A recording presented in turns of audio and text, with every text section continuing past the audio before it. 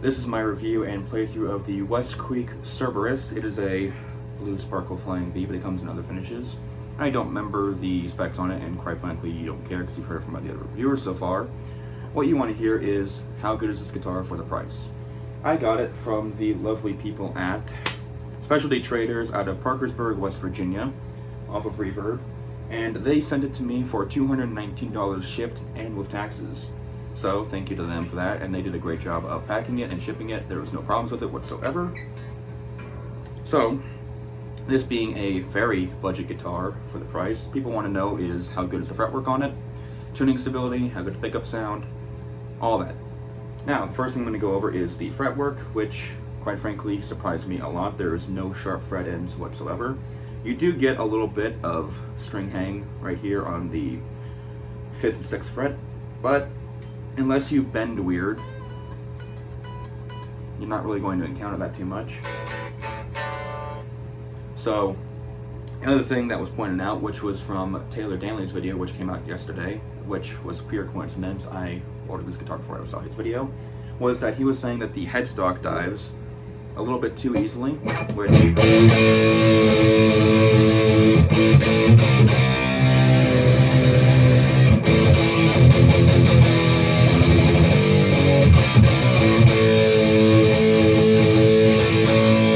it does do a little bit easy, but I chalk that up more to the ergonomics of how the neck meets the body and the headstock design, which is very weird and pointy, especially since there is no volute on the back. More so than I do the integrity of the wood, but I'm not a luthier, I really don't know. To me, it feels about as easy to bend as, say, an SG's neck, which is also just, if you do that, you will bend it very easily. And I did not experience it at all happening when I wasn't trying to make it happen, like when I was playing the guitar normally or just doing bends on the neck. Never felt it, and had I not seen his video on it, I probably would not have even noticed it.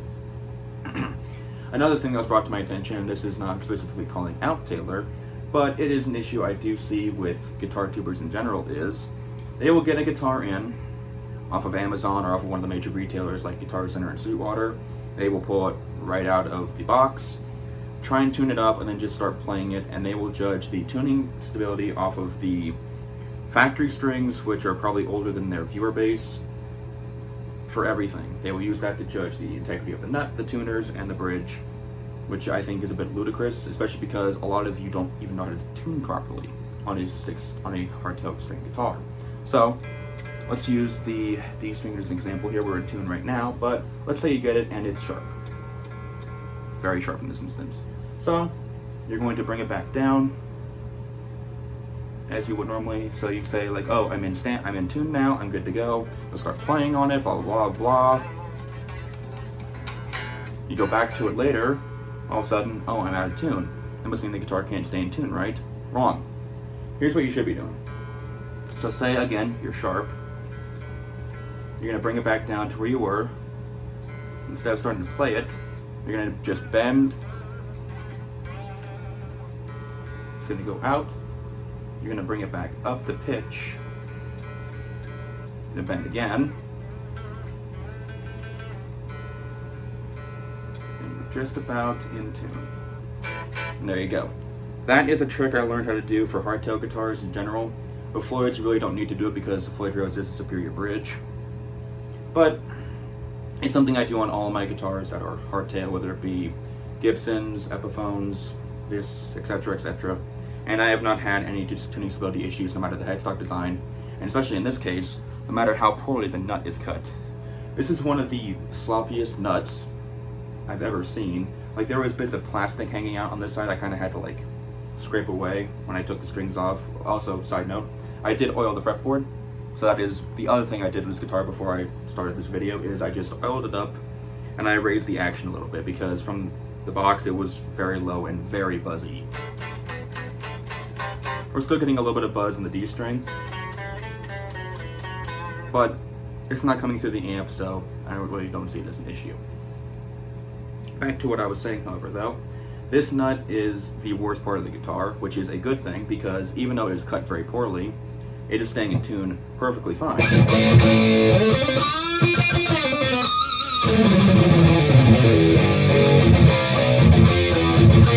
And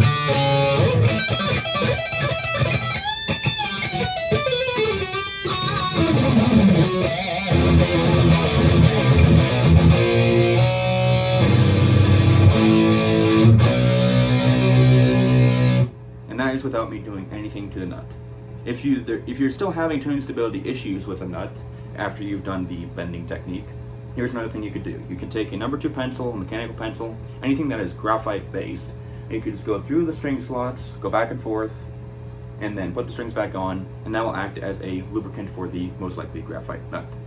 And that has done wonders for other guitars I had, old Gibsons, or again, the Epiphones I've had that had some tuning issues, but again, just doing the bending technique corrects it about 90% of the time. Now, the other thing that people are wondering is how good the pickups are. This is how quiet they are, going straight into the front of my very high gain amp. This is without anything boosting it yet. And this is with my noise gate off. Here it is with a boost in front.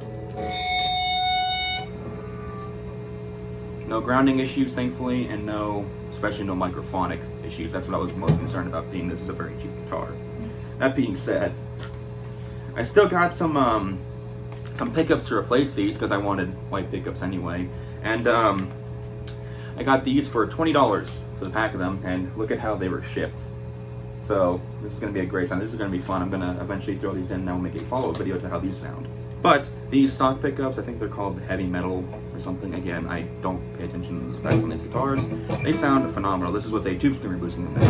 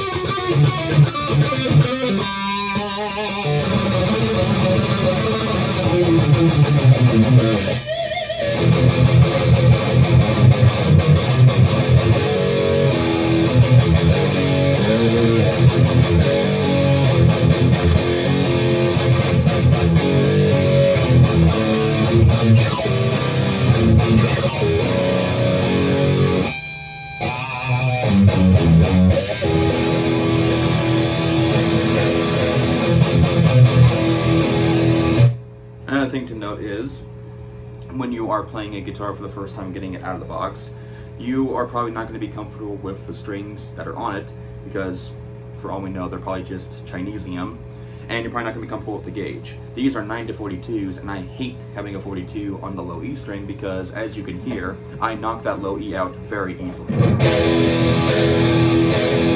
because I'm used to having a 46 there.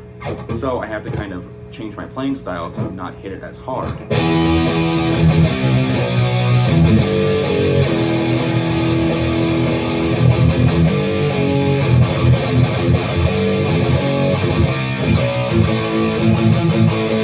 And then it stays in tune fine. That's another thing to account for if you're having tuning stability issues. The other thing with this guitar is it headstock heavy? So we're going to bust out the patented Glen fricker test for this.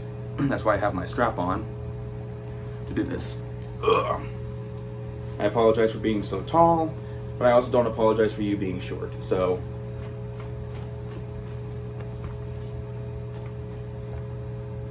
nope, it's not headstock heavy at all. It's staying in place just fine. It plays really nice too when you're standing up.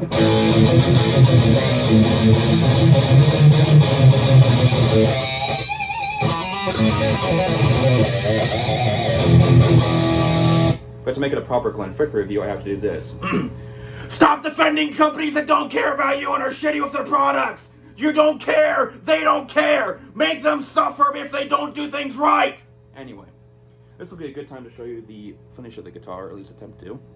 It's a really nice sparkle burst finish, which is why I wanted the guitar in the first place. And it has it on the back of the body and all the way up the neck, which I will be posting photos of it on my Instagram. Go follow that.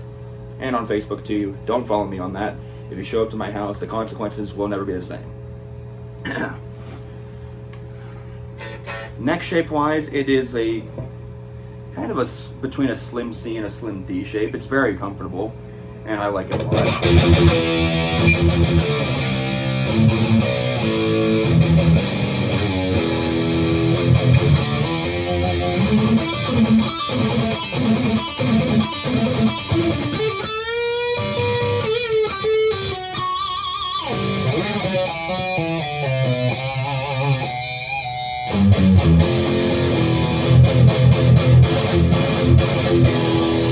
What do I think of it so far after playing it for a couple hours and, you know, kind of sunning it up lightly? I haven't even touched the truss rod yet, so hopefully that works. I like it better than the Epiphone I got recently, which was almost $700. This, I think, has a better shaped neck, and the fretwork is actually a little bit better. The nut is not cut as well, though. And these generic heavy metal pickups I like more because they are higher output, but that's tomato because the pickups in that other guitar are meant to be lower output to begin with. So overall, I am very happy with this guitar, and we'll see how long that lasts with the new guitar phase and everything, but I'm really not finding any issues that are annoying me right now besides just the sloppy nut. But again, I'm not having any tuning issues, which I'm very happy with, and the headstock bending thing, I'm not seeing it as an issue. Maybe if you are someone who does that constantly, like I can't remember his name right now, but he's that guitar player who usually plays Les Pauls with his finger. He does a lot of that type of bending, and he's separated necks from the pocket before with that. Wouldn't recommend that with this guitar if you play that style, but if you're watching this video and you're listening to high gain heavy metal, I really doubt you're going to be doing much of that anyway. Speaking of which, since you all came here for the high gain heavy metal tones, let's go to the clean channel now.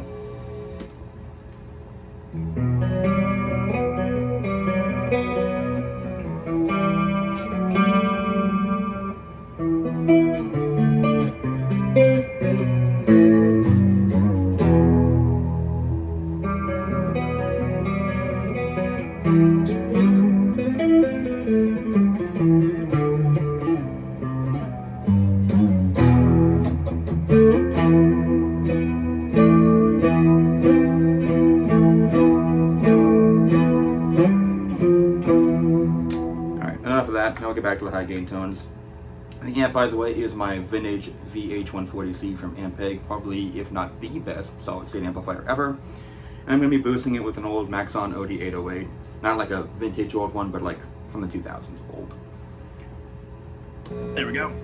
And I am going to turn my noise gate on now, just so we don't have that little background hum, which is just from the amp. That's not from these pickups.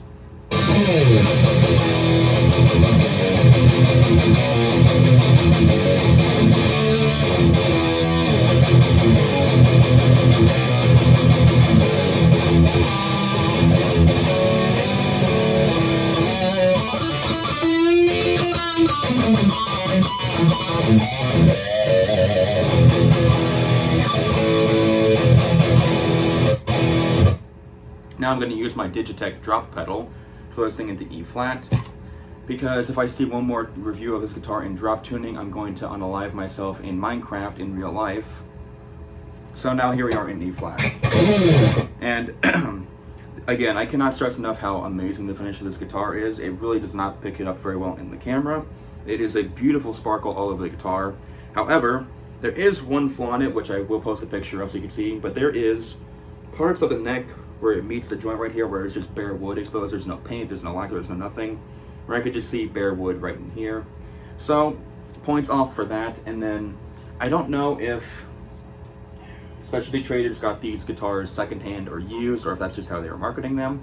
But each of the ones I saw in the listings had small finish bummages. This one is no different. There is a little bit of stand rash right here. There's a couple of like clear coat dings on top of the headstock. Things I don't personally care about, but that is just to be made known. Again though, this finish is amazing. I love this color and I love the sparkle on this. I think it looks fantastic. It reminds me a lot of the Les Pauls that Ace Frehley had out for a little while. And also a Les Paul that a certain someone else that will not be mentioned for legal reasons had in a couple of his music videos.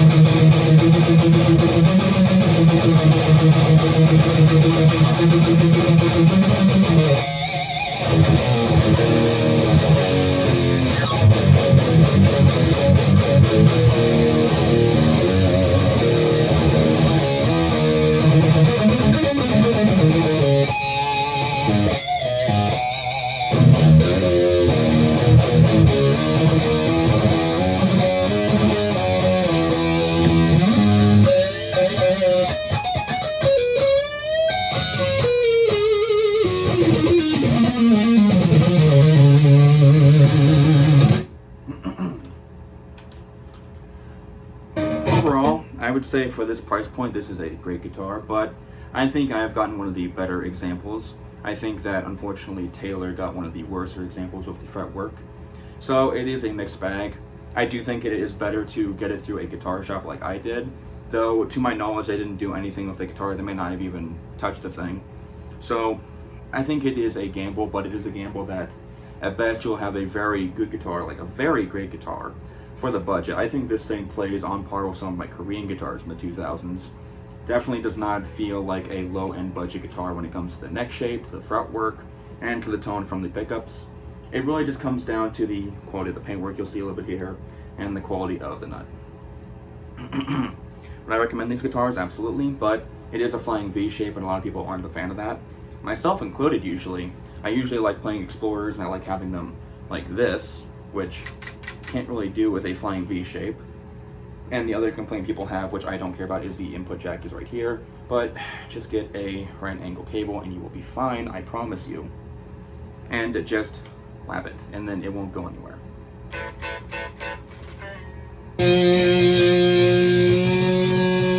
Go back to E standard now.